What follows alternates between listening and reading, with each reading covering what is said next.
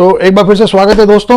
आज का टॉपिक काफ़ी इंटरेस्टिंग होने वाला है, तो चलिए शुरू करते हैं। कहते हैं कि भारत तरक्की कर रहा है, हर गली में एसयूवी दिखती है, हर हाथ में नई चाबी। इंस्टाग्राम पर रोज़ किसी ना किसी का नया डिलीवरी डे पोस्ट दिखता है, लाल रिबन, फूल और पीछे खुशहाल परिवार की फोटोग्राफ्स। पर सवाल यह है कि हर 3 साल में नई कार क्यों ले रहे हैं अपने इंडियंस लोग यार, भारतीय। क्या हम वाकई में अमीर हो रहे हैं या बस ईएमआई के गुलाम बनते जा रहे हैं? तो let's dive deep into this. आपने गौर किया होगा, वही आदमी, वही नौकरी, वही सैलरी, पर हर 3 साल में नई गाड़ी।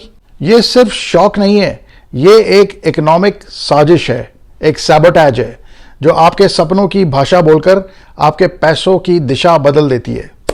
भाइयों, भारत में आज 80% से ज़्यादा नई कारें लोन पर खरीदी जाती हैं, लेकिन लोग कार नहीं खरीदते हैं, ईएमआई खरीदते हैं।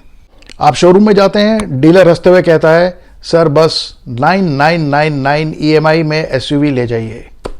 आपका दिमाग खुश, यार सिर्फ 10,000 में कार, सस्ता सौदा है बिल्कुल। लेकिन असल में आप साइन कर रहे होते हैं 84 महीनों के कर्ज का कॉन्ट्रैक्ट। तो 3 साल तक तो ईएमआई आराम से चलती है। जैसे ही आखिरी किश्त नज़दीक आती है, एक फ़ोन आता है, सर नया मॉडल आ गया है, ईएमआई वही रहेगी। और क्या था यार, बस कहानी फिर से शुरू। आपकी पुरानी कार की वैल्यू आधी रह जाती है, डीलर उसे एक्सचेंज में ले लेता है, बैंक को नया लोन मिलता है, कंपनी को एक नई सेल, और आप फिर से 3 साल के लोन ट्रैप में फंस जाते हो। हर बार वही साइकिल। आप सोचते हैं आप अपग्रेड कर रहे हैं, असल में आप रीसेट हो रहे हैं। तो समझने की बात है कि कार कोई इन्वेस्टमेंट नहीं होती, वो एक घटती हुई संपत्ति है, यानी कि एक डेप्रिशिएटिंग एसेट है। शोरूम से बाहर निकलते ही उसकी वैल्यू 10% गिर जाती है, पहले साल में 40 से 50% तक खत्म, यानी 10 लाख की कार तीसरे साल में आते आते 5 या 6 लाख की ही रह जाती है। अब यहाँ पे आपका दिमाग चलना शुरू होता है यार कि बेच दूं जब तक कुछ पैसे मिल रहे हैं, क्योंकि चौथे साल में वैल्यू और गिर जाएगी। यही डेप्रिसिएशन का डर हर कार मालिक के मन में बस चुका है, और यही डर बनता है मार्केटिंग का हथियार।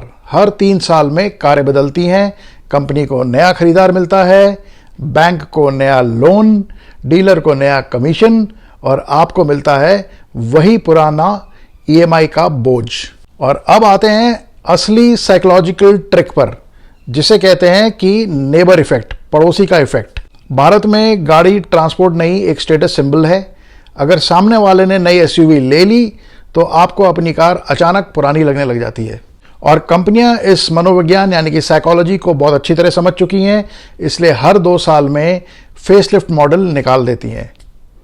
नई ग्रिल, नई हेडलाइट, पर वही इंजन, पुराना इंजन, बस थोड़ा मेकअप, और एड में आवाज़ आती है, ऑल न्यू मॉडल लॉन्च्ड। और आप सोचने लगते हैं कि यार मेरी कार तो पुरानी हो गई, लेकिन सच्चाई है कार नहीं, आपको पुराना महसूस करा दिया जाता है। क्योंकि मार्केटिंग का काम है आपकी ज़रूरत को कॉम्प्लेक्स में बदल देना और फिर उसी कॉम्प्लेक्स का इलाज बेच देना नई कार के नाम पे। एक बार बात कर लेते हैं उस कॉर्पोरेट प्ले की जिसके बारे में कोई नहीं बताता। कंपनियां हर साल अपनी गाड़ियों पर 15% डेप्रिसिएशन टैक्स बेनिफिट लेती हैं। तीसरे साल तक उनकी बुक वैल्यू लगभग 0 हो जाती है। अब वो कंपनियां क्या करती हैं, कार बेचती हैं और नई खरीदती हैं, फिर वही टैक्स बेनिफिट दोबारा। यानी जो कार किसी कंपनी के लिए बोझ बन चुकी होती है, वो सेकेंड हैंड मार्केट में किसी मिडिल क्लास खरीदार के लिए ड्रीम डील बन जाती है। पर सच्चाई क्या है, उस मिडिल क्लास वाले आदमी ने किसी कंपनी की बैलेंस शीट का कचरा खरीद लिया होता है। ऊपर वाले टैक्स बेचते हैं, नीचे वाले ईएमआई भरते हैं। कितना स्मार्ट इकोनॉमिक डिजाइन है ना ये। और फिर 3 साल बीतते हैं, वारंटी खत्म होती है और शुरू होता है सर्विस सेंटर का खौफ। सर्विस सेंटर वाले कहते हैं, सर आपकी कार अब पुरानी हो गई है, पार्ट्स मुश्किल से मिलेंगे, मेंटेनेंस कॉस्ट बढ़ जाएगी। और यहाँ पे अब आप डरने लगते हैं, और फिर आता है वही एक्सचेंज ऑफर का लालच। नई कार लीजिए, पुरानी दे दीजिए, ईएमआई वही रहेगी। और आप सोचते हैं ठीक है यार, ईएमआई तो वही है। पर जो पुरानी कार आपने 5.5 लाख में दे दी, वो अगले हफ्ते सेकेंड हैंड शोरूम में 6 लाख में बिकती है। यानी आपने नुकसान उठाया और उन्होंने प्रॉफिट बनाया। तो हर बार वही स्क्रिप्ट, बस कैरेक्टर्स बदल जाते हैं, किरदार बदल जाते हैं। तो अब जरा पीछे हटकर देख लीजिए, हर 3 साल में कार बदलने से असल में फायदा किसको है? फायदा कंपनी को नया रेवेन्यू, बैंक को नया ब्याज, डीलर को कमीशन, सरकार को नया टैक्स और मीडिया को नए एड्स, और आप वही ईएमआई, वही ट्रैफिक, वही सैलरी। भाई आपकी सेविंग घटती है, आपकी फाइनेंशियल फ्रीडम सिकुड़ती है, लेकिन मार्केटिंग आपको यह यकीन दिला देती है कि भाई तू लाइफ में आगे बढ़ रहा है।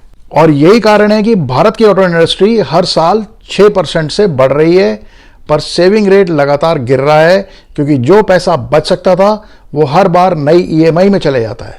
तो हर बार आपको नई गाड़ी लेकर लगता है कि अब जिंदगी सेट, पर असल में आप एक नए ईएमआई इकोसिस्टम का रियल में हिस्सा बन चुके हैं, जहां आपकी ख्वाहिशें, आपकी आज़ादी और आपका पैसा सब किश्तों में बंध चुका है। तो अब आप कार के मालिक नहीं हो चुके हैं, अब आप किश्तों के किराएदार बन चुके हैं। आपकी चाबी तो चमक रही है, पर आपकी फाइनेंशियल आज़ादी हर महीने बैंक में गिरवी रखी है। तो समझने वाली बात है कि भारत में कारें पुरानी नहीं होती, मार्केटिंग उन्हें पुराना बना देता है। हर 3 साल में जो आप अपग्रेड समझते हैं वो किसी और की कमाई का रीसेट होता है। आप सोचते हैं नई कार नई शुरुआत, पर असलियत है हर नई चाबी के साथ आपकी आज़ादी थोड़ी और पीछे चले जाती है या कम हो जाती है। तो भाई साहब, अगली बार जब कोई डीलर मुस्कुराते हुए आपसे ये कहे कि सर ईएमआई वही रहेगी, बस नई मॉडल ले लीजिए, तो बस आप मुस्कुराइए और सोचिए किसकी आज़ादी की कीमत मैं चुका रहा हूं। क्योंकि समझने वाली बात यह है कि असली लग्जरी नई कार नहीं होती, बल्कि कर्ज से आज़ादी होती है। So guys, this was the hidden economics of India's 3-year car trap. सोचिएगा ज़रूर, क्योंकि अगली बार जब आप इंजन स्टार्ट करेंगे, कहीं ऐसा ना हो कि वो आपको ईएमआई की आवाज़ कर रहा हो। तो दोस्तों, आज का टॉपिक अब हम यही ख़त्म करते हैं। मैं इसी तरह अपने चैनल पे डे बाय डे विक्रम पे, यूट्यूब पे मैं आपके पास मिडिल क्लास से रिलेटेड जो हमें चीज़ें इम्पैक्ट करती हैं, मैं नए नए टॉपिक लेके आता रहूँगा, और एक नई आवाज़ और एक नई बुलंदी के साथ हम एक नए टॉपिक को आगे खींचेंगे, with a promise to come back again and with a support. I am asking you that please do like, share, comment and subscribe my channel on YouTube Day by Day Vikram। और आपका एक support like जो है वो हमें बहुत motivate करता है कि हम आपके पास रोज नए नए कोई टॉपिक्स लेके आएँ। और मैं आपको थैंक्स करना चाहता हूँ कि बहुत ज़्यादा सपोर्ट मिल रहा है। Thank you so much to all my subscribers. तो guys please keep on supporting and do like, comment, share and watch my channel on YouTube। Until my next vlog tomorrow, adios amigos, my friends, bye bye।